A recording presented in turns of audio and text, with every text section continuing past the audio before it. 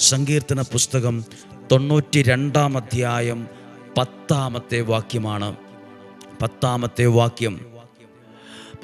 വാക്യം വായിക്കുന്നത് ഇപ്രകാരമാണ്: എന്നാൽ അവിടുന്ന് എൻ്റെ കൊമ്പ് കാട്ടുപോത്തിൻ്റെ കൊമ്പ് പോലെ ഉയർത്തി.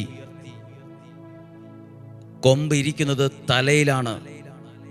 എൻ്റെ ശിരസിനെ കാട്ടുപോത്തിൻ്റെ കൊമ്പ് പോലെ ഉയർത്തി.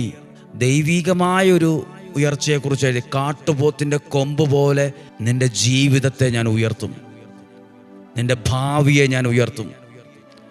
നിൻ്റെ പ്രാർത്ഥന ആവശ്യങ്ങളിൽ അത്ഭുതം ചെയ്ത്, അടയാളങ്ങൾ ചെയ്ത് ജീവിതത്തെ ഉയർത്തും.